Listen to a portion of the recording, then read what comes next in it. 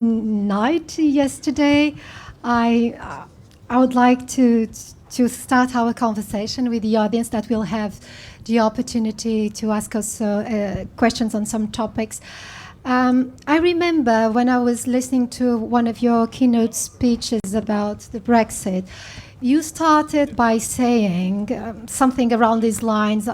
Please forgive me if I'm not quoting you exactly the way you said it, but that you worked for 10 years to prepare the Winter Games that last for 2 weeks.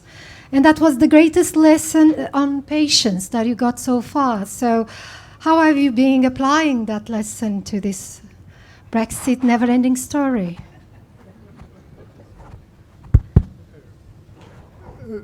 First of all, good evening to all of you, and let me apologize for I've been a little bit late. A long trip to get this place, and but I want to thank you also not only for your invitation, but also to give me the opportunity to get a ball of oxygen after. Not only a long day, but also a long night. The European Council ended at 2:30 this morning. So thank you very much for... yes, we have to applaud the head of states and the leaders also. Yes, it is the Brexit is a school of patience. But you have a master now, a PhD. No, what you recall as just, it was not a joke. In my long background, I spent 10 years of my life, from 81 to 92, with a very famous triple gold medalist in ski, Jean-Claude Killy, to organize the Winter Olympics in Albertville, my town, my constituency in Savoy. So 10 years for 16 days. It's also a good training for the Brexit. Do you think the Brexit will be as successful as the Winter Games were eventually? No. Let me just... The organizing the Winter Olympics or the Summer Olympics or any great event is a positive project. The Brexit is negative. The Brexit is negative. The Brexit is a lose-lose game. The Brexit has no added value. No, and until now, nobody, even Mr. Farage, has been able to give me any proof of the added value of the Brexit. So now we have a new date, 31st of October, which is the day before the new commission will start a new mandate, will start a new political process for the next 5 years. So was this date also, it's 6 months, also selected to avoid that the UK will keep disrupting European Union life? We were having a discussion with Commissioner Vestager about that.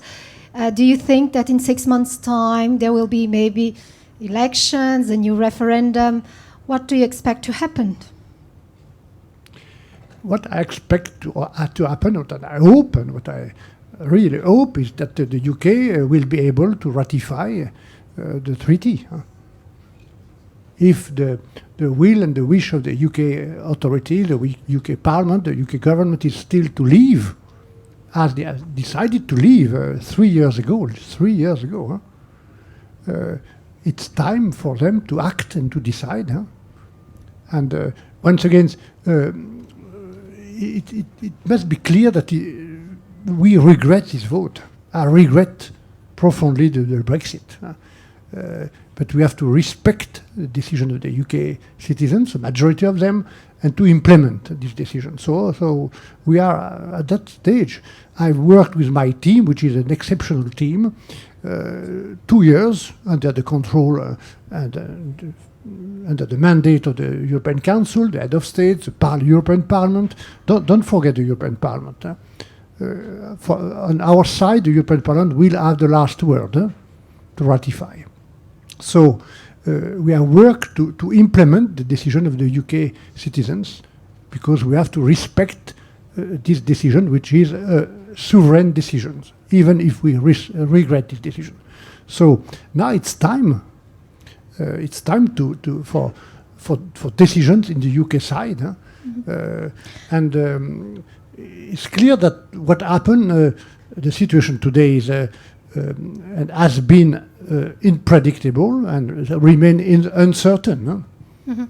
But what the European leaders decided yesterday to give more time for the UK to be able to decide.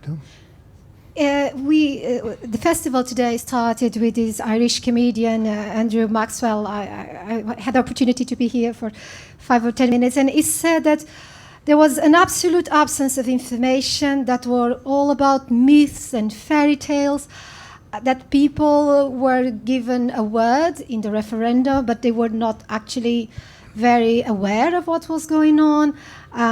If I may, I can also quote Yuval Noah Harari, this writer that wrote this. Yuval Noah Harari, he wrote the 21 lessons for the 21st century. And he says, for better or worse, elections and referendums are not about what we think. They are about what we feel. Apparently, the UK will now also hold European elections. Do you think the debate for the elections will give some more information to the people and make the conversation go into the right direction? Well, clearly, if I am frank, and I want to be frank with all of you, there is a kind of paradox. Is it the right word in English? Paradox? I think so. Paradox is very good. Paradox for a country who decided to leave the EU to organize European elections. But the fact is that until the UK leave, as long as he is a member of the European Union, the UK and the citizens of the UK keep all the right and the obligation of a member state.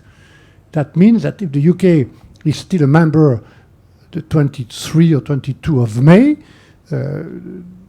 respecting the right and obligation, respecting first the right for the citizens to vote, and I'm not speaking only of the British citizens, but also the European citizens, the EU 27 citizens living and working in UK, who have the right to vote and the right to be represented exactly as a British citizen living here in Netherlands and or Belgium and France to vote and to be represented during the European elections. So we have to respect this right, and that means that if the UK has not yet decided to ratify this agreement, this treaty, before the 22 of May, he will have to organize the European elections. So that is the point. And any election is, in my view, and I was elected in so many elections during my political life, any elections is useful for the debate, for the democracy, for the pedagogy also. So it could be, I hope it will be used by the candidate in UK. But yesterday we received Theresa May at the beginning of the European Council, at 28, and after the leaders worked at 27, and I take part of this debate. But at the first stage, Theresa May came and explained why she needs more time, and also explained that she wants to use this time to get as soon as possible the agreement of the Parliament, thanks to this very new, unusual process in UK, which is having the opposition now dialogue. To speak with the opposition. It could be strange to say that, but she common told in us other places. She told us that she repeat this afternoon or this morning in front of the House of Commons that it is an unusual process to speak and to have this cross-party dialogue. So it could be strange, but it is the fact.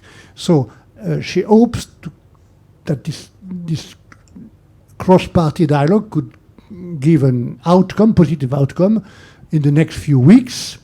And she told us that if it is the case, before the 22 of May, in that case, the UK will not organize the European election. Well, in a divorce, at least, in real life divorces, there are lawyers for sometimes for one party, sometimes for the other, sometimes one for both, but there is neutral part. There is a family mediator that tries to bring some consensus. Is there someone or some institution that could have that role, that could have the role of Switzerland, let's say, that find a compromise? I'm saying in the UK, because the negotiation from the European part is finished. So who could, maybe the Queen? I was waiting for the end of the question.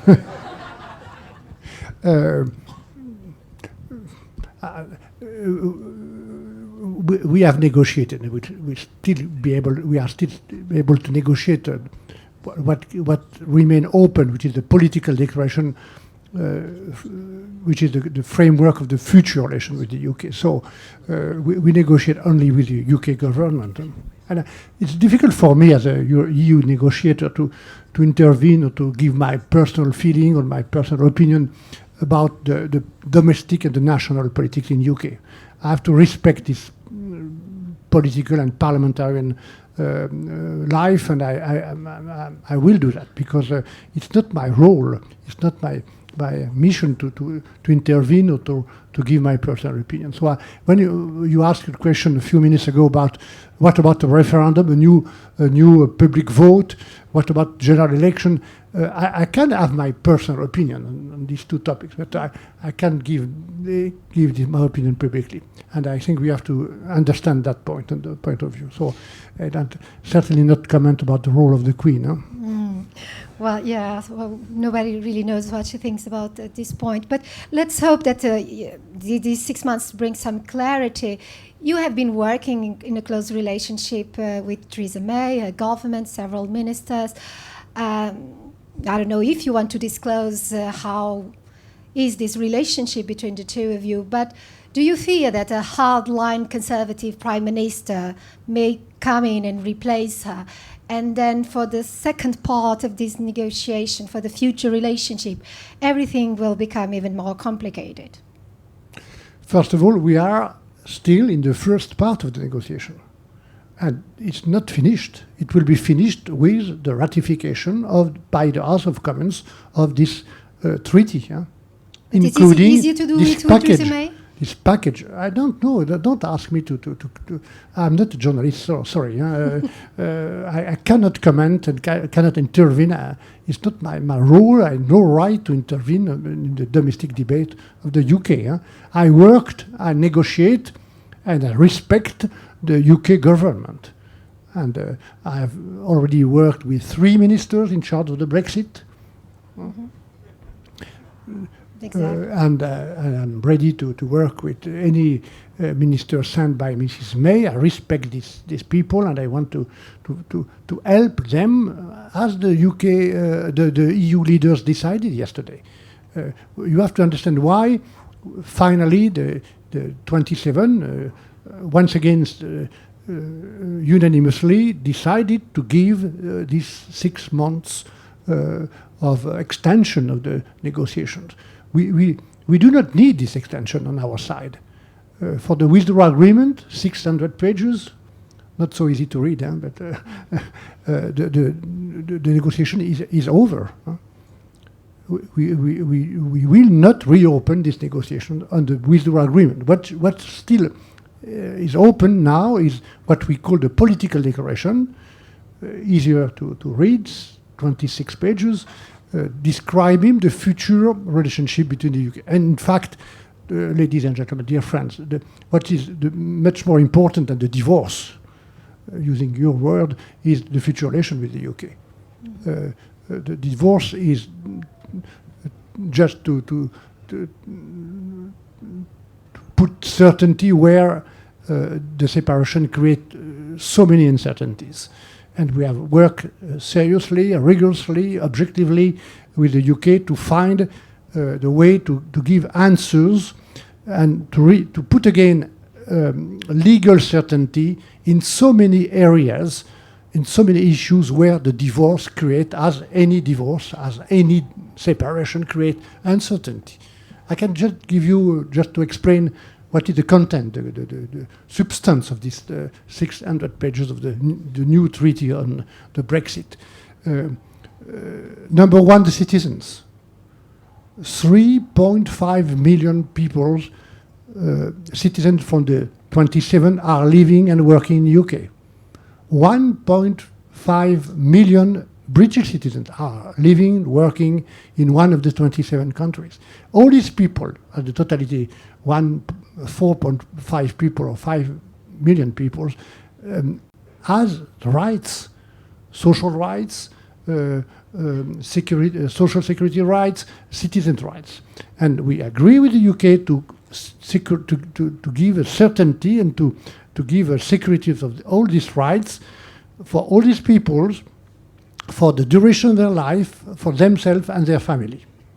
It is a huge, and it was, and it still is our first priority in this negotiation, to give certainty and security for the citizen rights. And that is also very well accepted, I think, from the British part. One issue that has been more complicated is the Ireland issue, the backstop. But Ireland has been very much, let's say, protected by the other 26 member states.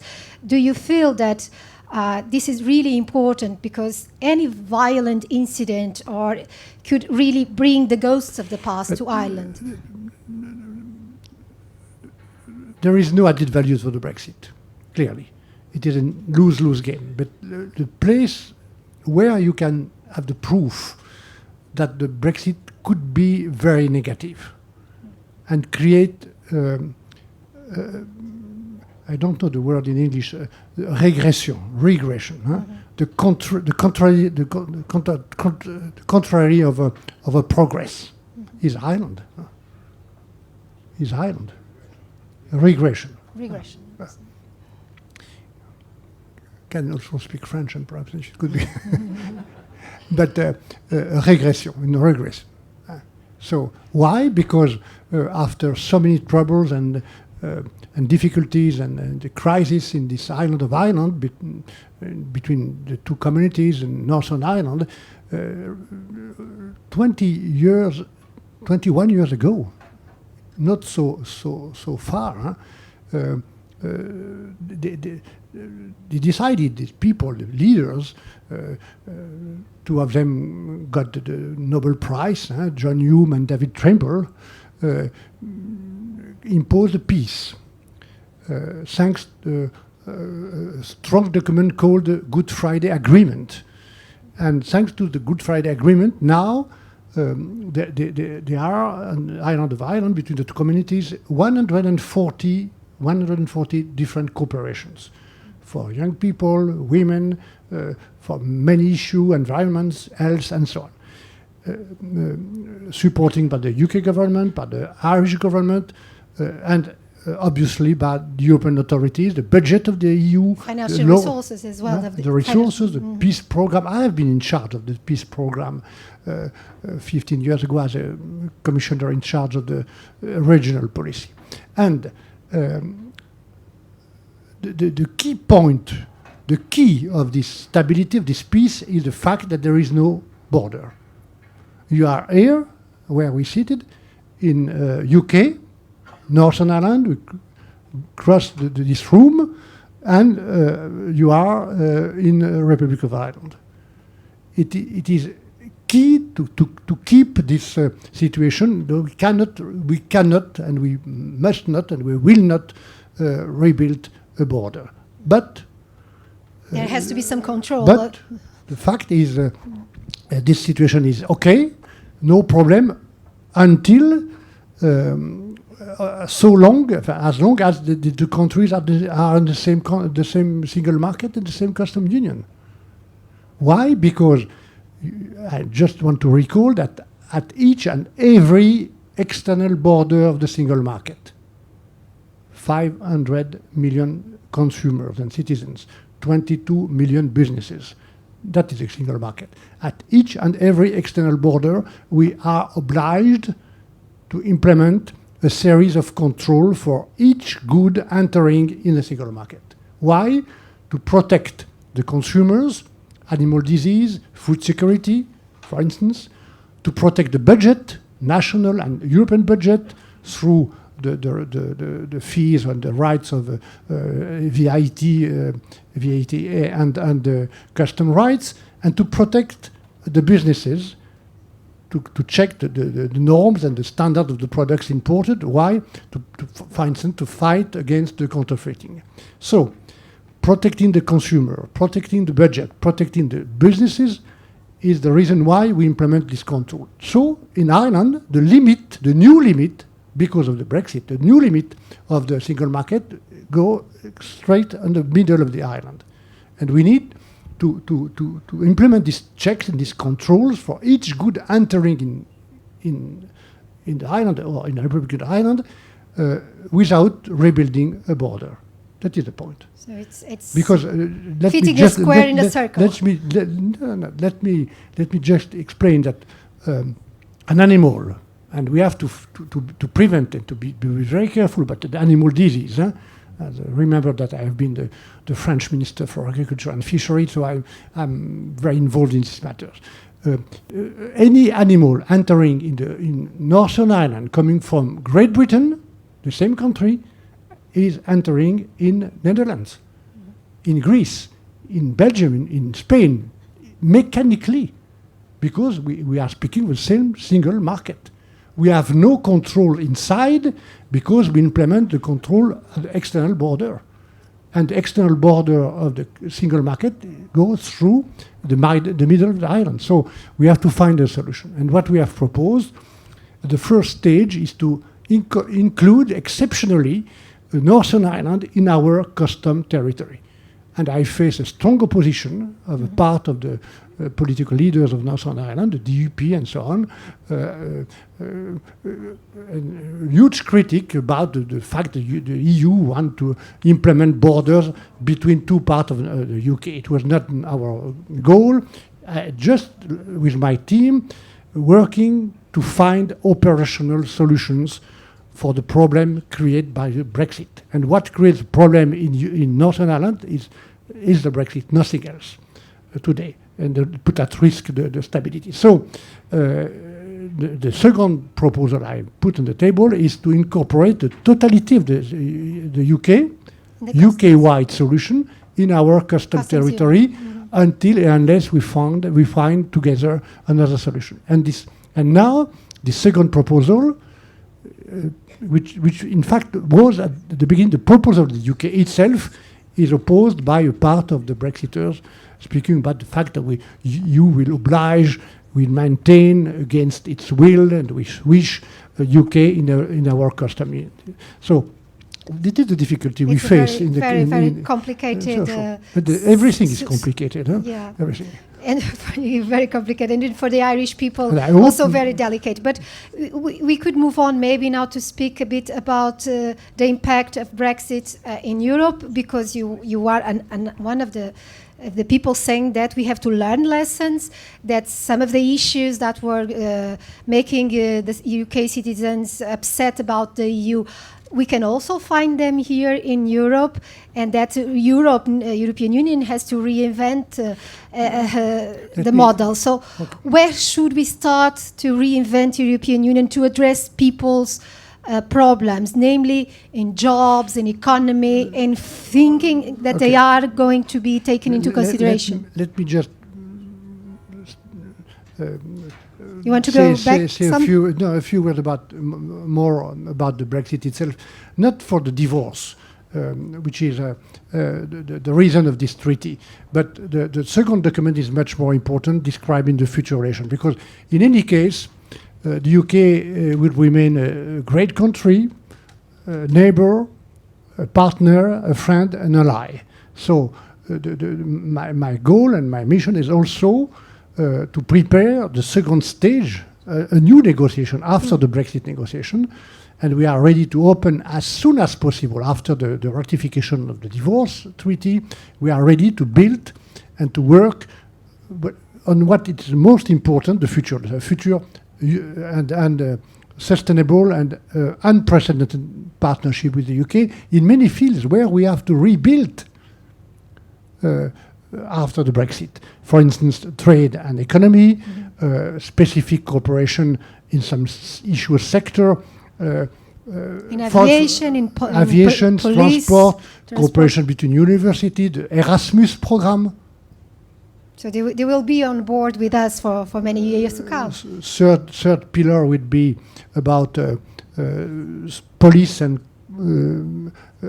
justice cooperation, and finally also, because the UK will remain a member of the Council of Security of the United Nations, to build a strong partnership about defense, external security and foreign policy. So we are ready, and I am ready, the Commission is ready to launch 10 or 12 tables of negotiation, parallel negotiations to build this partnership.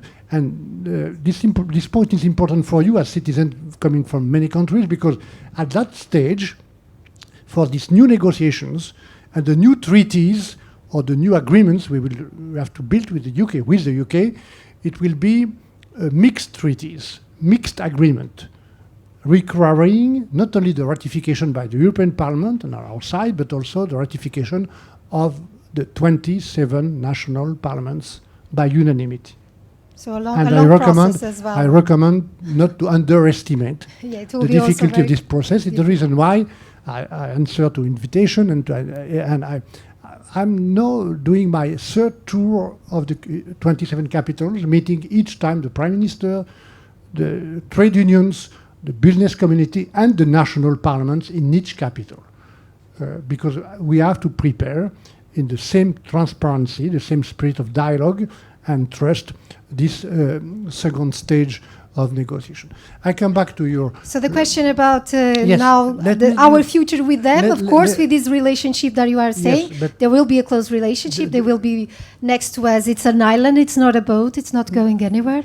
So... This is the fact that the Brexit is not only important and serious about the relation between EU and UK, it's much more important than this problem. It's about the future of Europe, the idea on which we have to work for Europe, and the fact that the proof that what is at stake through the Brexit negotiation and the Brexit crisis is much more important, and not only the relations between UK and EU. It's about the future of Europe. Why?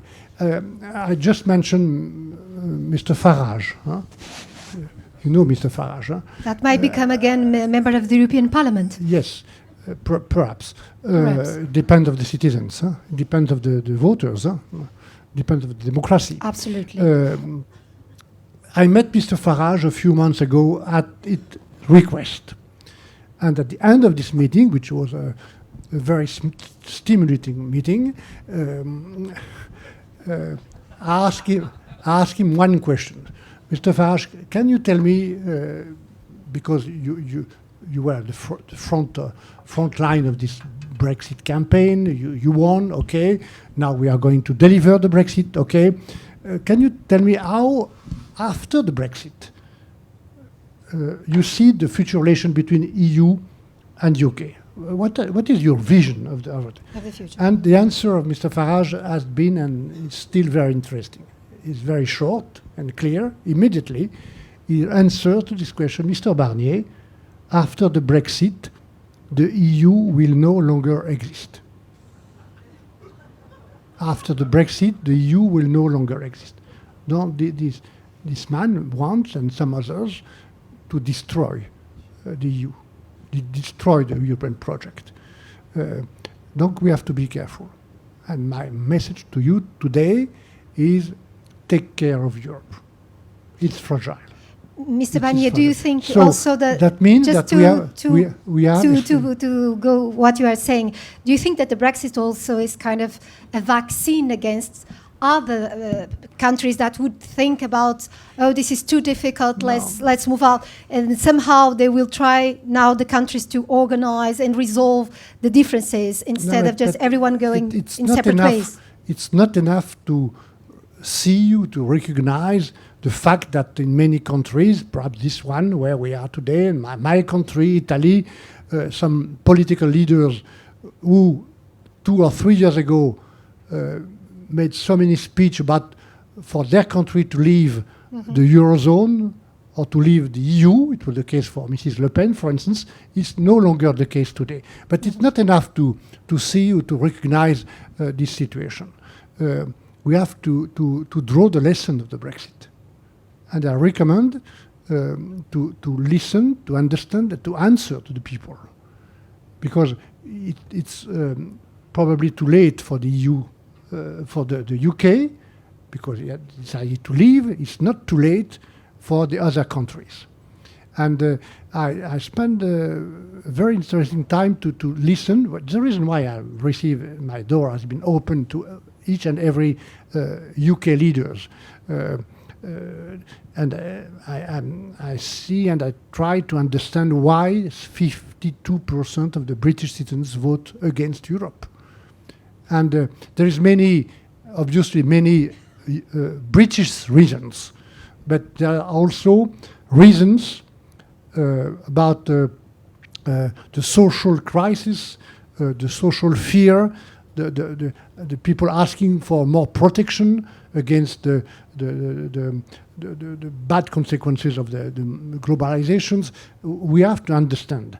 And in the poorest regions of UK, you can find the same roots and the same reasons that in many other regions of Europe. In my country, I try to understand why in many regions of the north of France, for instance, Mrs. Le Pen, the extreme right, reach sometimes in some regions 45, 48%, sometimes more of the voters. Why? And it's interesting to understand that there are 4 curbs which follow exactly the same line. The curb of the vote for Mrs. Le Pen, following a second curb, the curb of the unemployment, following a third curb, which is a curb showing the distance from your house to a railway station, and the fourth one is a curb showing the distance from your house to a doctor. So the people that feel excluded. We have to understand what that means. That people feel excluded. Don't try to understand, to listen and to answer to what means these curves. It could be dangerous. Is that your interpretation, that people feel excluded, not protected? So let's go to the solutions. How can we provide them the protection and the inclusion and make them part of the new economy? This green economy, for instance, is one of your proposals that Europe champions this model. The President Macron has even talked about a European Climate Bank to finance that new model. Is something that you think the next Commission could put the resources on? I'm not speaking and acting and campaigning for Europe to be at the front line against the climate change because only because the President Macron speak about this point. Huh? No, I was giving just his point of view as a Frenchman. I've been a French Minister for Environment 20 years ago. I've wrote several books on this point, and so it's my strong feeling and my strong opinion that it is the key issue is in fact to fight against the climate change and for Europe to act together. And so yes, we have to follow and to remain in the front line of the fight again, and following the spirit of following the spirit of the Conference of Paris. But I've just preparing this meeting and this interview. Look once again at the figures published by the IPCC, for instance, regarding the warming. Yes, and effect. And to look carefully and open eyes. What is today's situation, and where and why we face such a acute ecological deficit, and about the amount of resources available, about the million of tons of plastic waste, I met a few days ago one of the people campaigning for against the climate change, and he told me that about the plastic bags, we need 5 seconds to produce plastic bag. We use it for 5 minutes, and it's polluting for 5 centuries. Huh? So this is this point. But we have to repeat and to act. So I think that Europe together, acting together at the 27 level, and obviously also through a new cooperation with the UK, which must still be on board. We have to be the green champion by mid-century, and perhaps to be more ambitious that the current commitments taken by the EU 28 for the carbon emissions, for reducing the food waste, and if we want to be more ambitious and perhaps to try to tackle the goals fixed for 2050, even earlier in 20, for instance, 2030, we have. It's the reason why the EU is necessary. We have to act together and to act with all the other partners. For instance, for the car industry, with the towns and the cities, the regions, and to put everybody on the same board. Huh?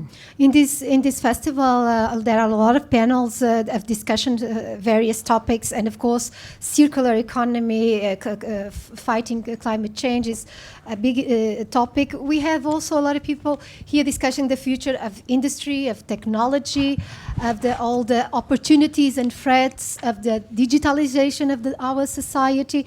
Do you feel that Europe will be able still to catch up that opportunity in terms of having an economy that is developed in the digital, but also protecting the citizens from threats, from cyber attacks, from all the dangers also that a very technological and digitalized society implies? But for so many issues and so many threats, the European level is the right one, to protect the data, to protect the citizens' lives, the private lives. I think we have speak with Margaret Vestager about this point a few minutes ago. She's acting very efficiently as a European Commissioner. But it's exactly the same when I was the European Commissioner for the financial services, because it's exactly the same thing. The point is, you are citizens. You are engaged and mobilizing your energy for some key issue and challenges. But the right question to ask each of us for ourselves and for our city and our country and for the continent is to ask how we can face all these challenges. The technological war that we are going to lose. You mentioned this point. The poverty inside Europe and outside, in particular in Africa.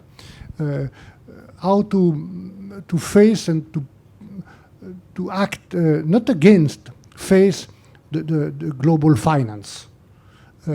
How to act against the climate change. How to act in so many issues which are sometimes linked. The terrorism. It's clear that the only right level to act to face all these huge and global challenges to be together. I had my favorite slide. Unfortunately, we cannot have planned. It's linked to a slide produced by Mr. Cameron. You remember Mr. Cameron? No? Yes, he's writing his memoirs. We will know more about him at the end of the year, apparently. Good luck. Mr. Cameron, when I was the commissioner in charge of the single market, was the British Prime Minister, he published to support what I did at that time, not for the financial regulation, but for the single market. A table, a slide to prove to the British citizens why we need to be together, why the single market is necessary. And in this table, it is the G8, the 8 main economic powers in the world. And today, first column, there are 4 European countries among the G8. Germany, Great Britain, France, and Italy. And depending of the growth of the other and our growth, what happened every 10 years, one of the 4 is excluded of the table. And in 2050, just only Germany remain in the G8. Germany, number 7. That, yes, you can applaud Germany, but it's not enough because the movement is the same for Germany, for the others, to be excluded. The risk is the same because that this table proves one thing, that in the world, sometime we are still hoped by the other region, but nobody is waiting for us. Nobody. And what we are not able to do for ourselves as Europeans, nobody will come to do at our place. Nobody.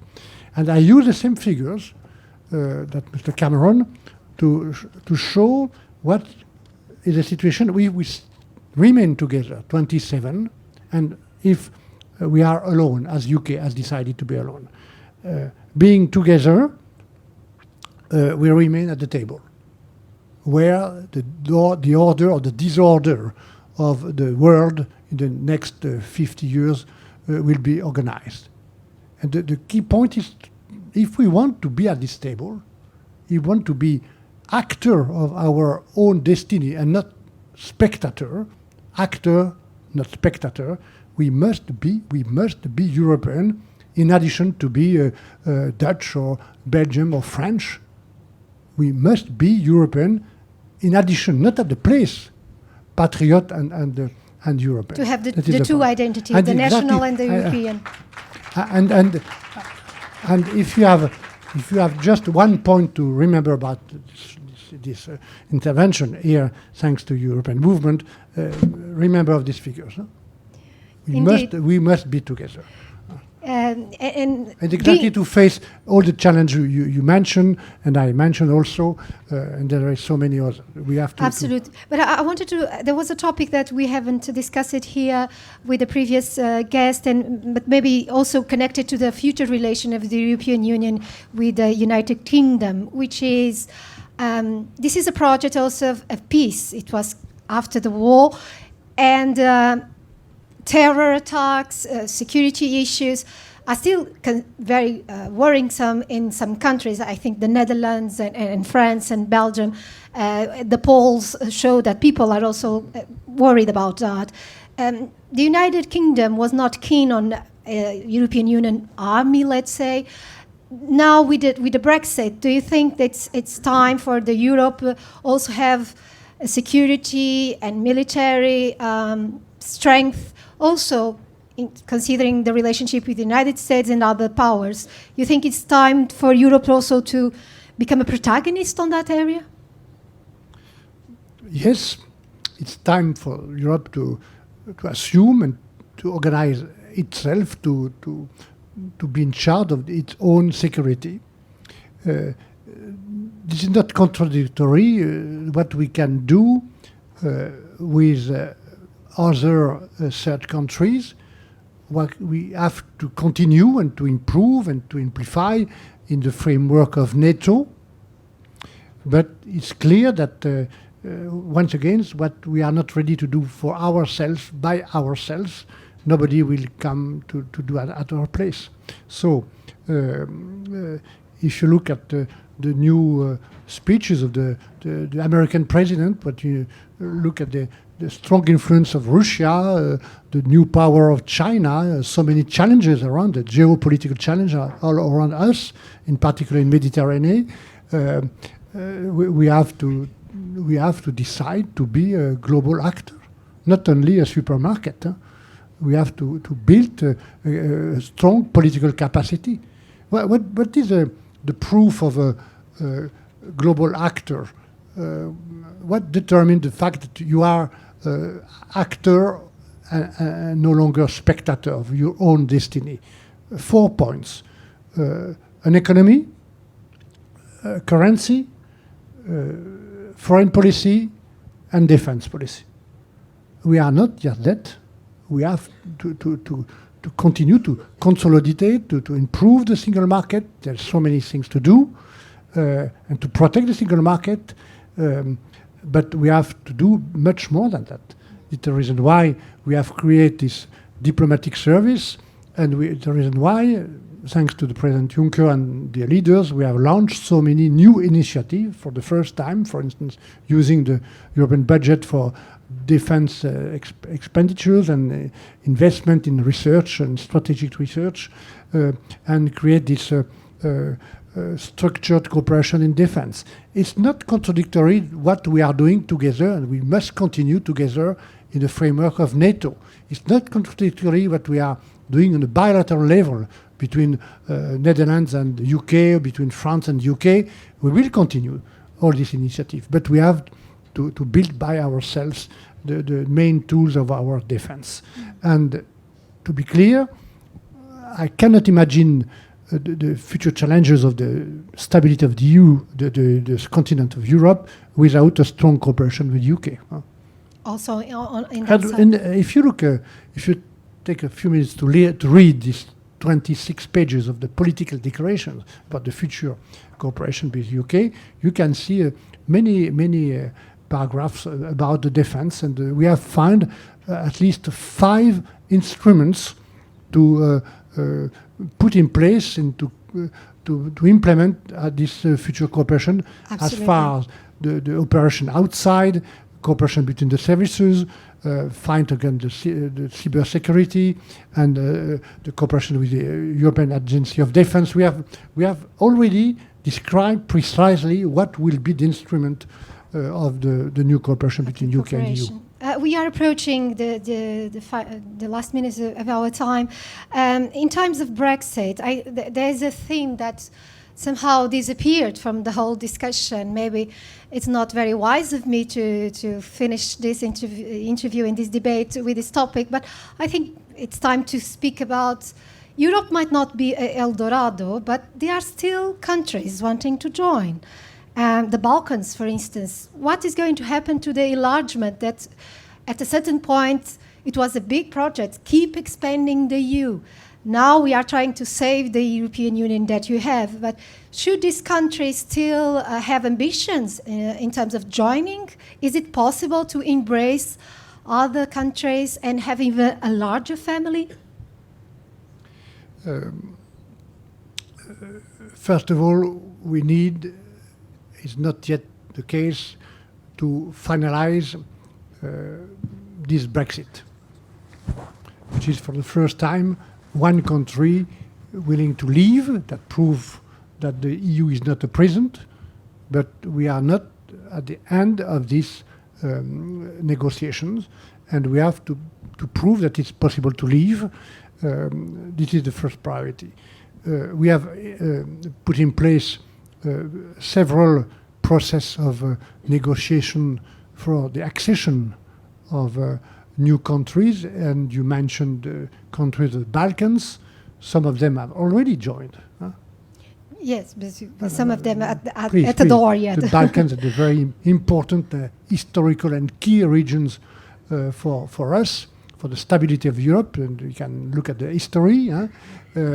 But Romania, Bulgaria, Slovenia, Croatia already joined for the progress and for the stability and for the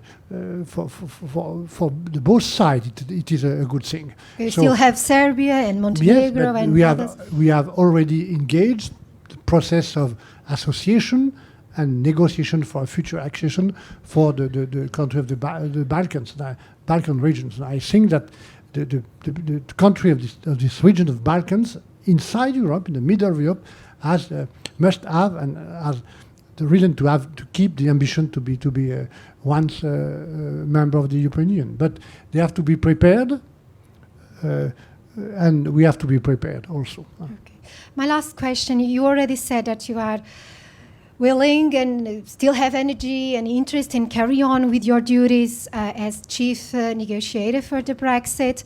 But as you also said, this is something that is taking much longer than we thought.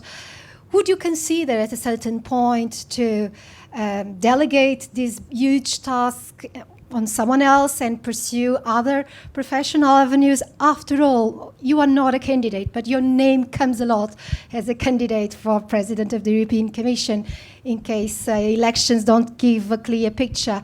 So what are your political ambitions? First of all, I'm not nervous.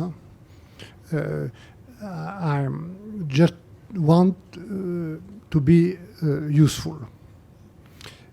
I think I'm useful today in that extraordinary and complex responsibility to be the chief negotiator for the EU and to have built every day, to have worked every day for the unity of the 27. This unity, ladies and gentlemen, is not given by chance. We have built it thanks to the will and the wish of the leaders. And I worked every day to build this unity with a very unusual and specific method, which is a transparency. We have said everything every day to everybody. The 27 governments, the European parliaments, the national parliaments, the stakeholders, and so on. And I will continue until the end. And I think and I hope that this method of transparency, which is the key of the trust, the key of the unity, is transparency, will be used in the future for so many other issues. This task, this mission is not finished. Mm-hmm. And let me, I understand what you say. Thank you for your encouragements. But I will be focused until the end, 100% on the Brexit issue. And there is no problem at the same time, as I'm doing today, to take my part in the debate, in the public debate. And I think it is also my responsibility, because I have been engaged as a politician for a long time in France and at the European level, to take part, because the worst, the most dangerous situation for Europe is the silence. The silence is the reason of so many demagogy and so many campaigns against Europe. And we have to take care, ladies and gentlemen. Remember this, my figures, and remember not an advice, but my strong commitment and my strong appeal or ask to you: be careful about Europe. Take care about Europe. Take care. But taking care of Europe is not meaning that we think and we say that everything is perfect in Brussels. It's not the case. There is so many chances, so many reforms to implement, so many lessons to draw, even about the strong mistakes of the European institutions in the last 30 years. And the main mistake has been, in my view, to go on the line of what we call the ultraliberalism. Without the social pillar, the social care. And to forget what are the foundation of the economic product of Europe, which is the social economy, competitive social economy. All the words are important, social economy and market. So we have to take care about Europe. That means that we have to change, to draw the lessons, but please to open the debate, to work in the middle of the road, and to affront and to contradict the populists and all the Farage of the world and all the Farage of Europe. We want to destroy Europe. I think it's take care of Europe. Thank you very much. It's what this festival is meant to do. I think it's going to keep that way. Thank you very much, and good luck for the next part of your work in Brexit.